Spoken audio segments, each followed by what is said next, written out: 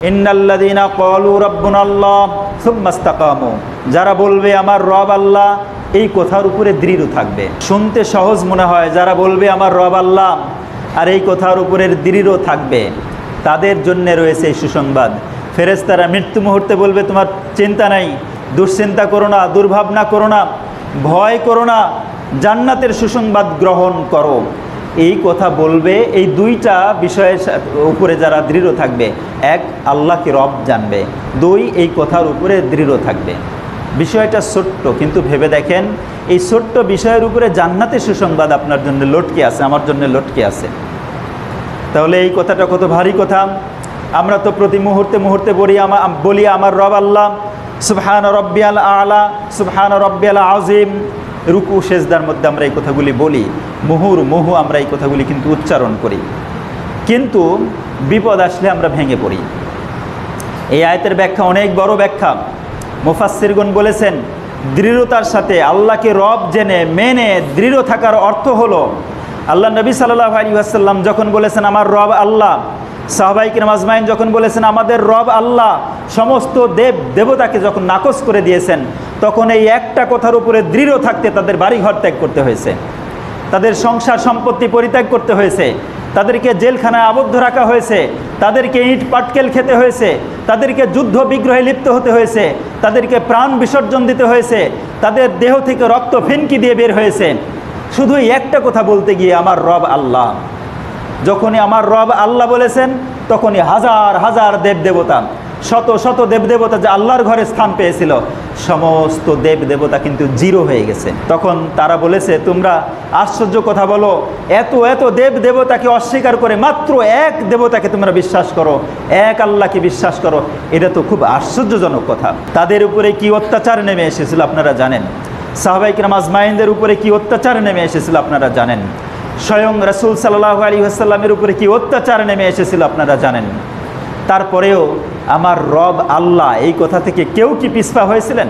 বেলাল রাদিয়াল্লাহু আনহু, তার বুকের উপরে যে পাথর চাপা দিয়ে রাখা হয়েছিল, চাপা দিয়ে তাকে হত্যা করার চেষ্টা করা হয়েছে, ফুটন্ত বালুকার উপরে তাকে চিৎ করে শুইয়ে রাখা হয়েছে, এই যে জুলুম অত্যাচার করা হয়েছে, তারপরে কিন্তু ওই এক আমার রব ওই যে আল্লাহ, ইন্নাল্লাযীনা ক্বালু রাব্বুনাল্লাহ, যারা বলবে আমার রব আল্লাহ, এই কথাই বেলাল রাদিয়াল্লাহু আনহুর একদম বুক থেকে বের হতো, মুখ থেকে প্রস্ফুটিত হতো, আহাদ আহাদ আহাদ, মানে কি এক এক এক। তোমরা যতই বলো এত এত দেবতা, না আমি কাউকে বিশ্বাস করি না, আমার মালিক একজন। তাদের জন্যই আল্লাহ তাখাফু ওয়ালা তাহজানু ওয়াবশিরু বিল জান্নাহ, ভয় করো না, দুশ্চিন্তাগ্রস্ত হয়ো না, জান্নাতের সুসংবাদ গ্রহণ করো।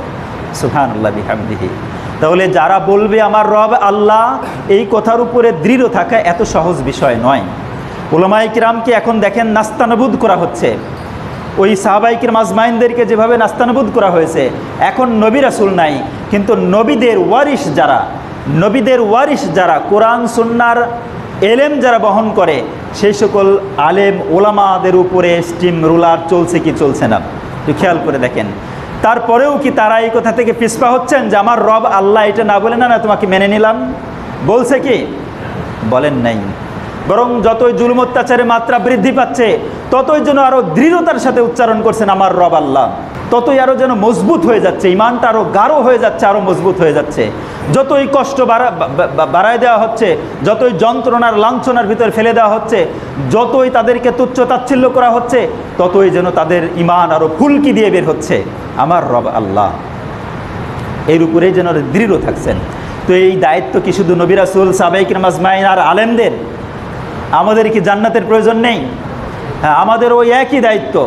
আমরাও বলবো রাব্বুনাল্লাহ, আমাদের রব আল্লাহ। কবরে গিয়ে যে প্রথম প্রশ্ন হবে তোমার রবকে, মার রব্বুকা, এই এখন যদি দৃঢ়তার সাথে আমরা উচ্চারণ করতে না পারি যে আমার রব আল্লাহ, তাহলে কবরে গিয়ে কিভাবে আমরা বলবো রাব্বি আল্লাহ? আসবে না এই কথা। সুতরাং আমার রব আল্লাহ এই কথার উপরে দৃঢ় থাকতে হলে আল্লাহ সুবহানাহু ওয়া তাআলাকে দৃঢ়তার সাথে বলতেই হবে আমার রব আল্লাহ, তিনি আমার লালন পালনকারী, এবং তার অবতীর্ণ যত বিধি বিধানাবলী আছে, সমস্ত বিধি বিধানাবলীকে সন্তুষ্টির সাথে গ্রহণ করে নিতে হবে। কোনো ক্রমেই এই বিধান থেকে দূরে সরে যাওয়া যাবে না। বিধান থেকে পালিয়ে পালিয়ে বেড়ায়, জিন্দিগি যাপন করে কবরে গিয়ে রাব্বি আল্লাহ বলা এত সহজ বিষয় নয় রে ভাই। আর ফেরেশতারা মৃত্যুর সময় এসে আল্লাহ তাখাফু, ভয় করো না, ওয়ালা তাহজানু, চিন্তিত হইও না, ওয়াবশিরু বিল জান্নাহ, এই জান্নাতের সুসংবাদ গ্রহণ করো। কার জন্য এই কথা বলবে? যে আজীবন আল্লাহর হুকুম থেকে পালিয়ে পালিয়ে বেড়াইছে, তার জন্য এরকম সুসংবাদ আসতে পারে, এটা কি স্বাভাবিক বিবেক সাক্ষী দেয় বলেন? পালিয়ে পালিয়ে যারা যাচ্ছে তাদের জন্য ফেরেশতার এই সুসংবাদ, আল্লাহ তাখাফু, ভয় করো না ভাই, ওয়ালা তাহজানু, চিন্তিত হইও না ভাই, ওয়াবশিরু বিল জান্নাহ, জান্নাতের সুসংবাদ গ্রহণ করো ভাই, এই কথা কি প্রত্যাশা করা যায়? আজান হয়েছে, হাইয়া আলাস সালাম, তখনই বলতে হবে আমার রব আল্লাহ, রবের পক্ষ থেকে আহ্বান এসেছে, যত কর্ম থাক সব বাদ, আমার রবের ডাকে সাড়া দিতে হবে। ইমানের হালত যদি এরকম হয়, আমাদের মৃত্যুর মুহূর্তেও ঝাঁকে ঝাঁকে রহমতের ফেরেশতা অবতীর্ণ হবে, সত্যিই বলবে আল্লাহ তাখাফু, ভয় পেও না, দুনিয়া ছেড়ে চলে যাচ্ছ, ঘর বাড়ি ছেড়ে চলে যাচ্ছ, চিন্তিত হচ্ছ, লা তাহজান, চিন্তিত হইও না, সংসার সম্পত্তি, ঘর বাড়ি, স্ত্রী সন্তানাদি, পরিবার পরিজন, পাড়া প্রতিবেশী, প্রিয় জনপদ, সব কিছু ছেড়ে চলে যাওয়ার সময় আমরাও কেঁদে উঠবো, আমাদের অন্তর নেচে উঠবে যে সব কিছু ফেলে এখন যেতে হচ্ছে। আমরাও চিন্তাগ্রস্ত হব, ভয় পাবো, নতুন এক জগতে প্রবেশের মুহূর্তে কেমন ভয় হবে, যারা চলে গেছেন তারা এই ভয়গুলো অনুভব করেছেন, আমরাও তার মুখোমুখি হব। ওই মুহূর্তে যদি একটা সান্ত্বনা বাণী পাওয়া যায় যে ভয় পেও না ভাই, তাহলে কত বড় সান্ত্বনা বলেন? সেই সান্ত্বনা আমাদের সামনে অপেক্ষমান। যদি সেই সান্ত্বনা পেতে চাই, আসুন আল্লাহর হুকুমের কাছে নিজেকে সারেন্ডার করি, সপর্দ করি। আল্লাহ তাআলা আমাদের তৌফিক দান করুন, আল্লাহুম্মা আমিন। মৃত্যুর মুহূর্তের জন্য, আমাদের জন্যে, আমার জন্যে, আপনার জন্যে আল্লাহ রাব্বুল আলামিন ঝাঁকে ঝাঁকে তার দয়া অনুগ্রহের ফেরেশতা দিয়ে যেন আমাদের এই আত্মাটাকে আলিঙ্গন করার তৌফিক দান করেন, আল্লাহুম্মা আমিন।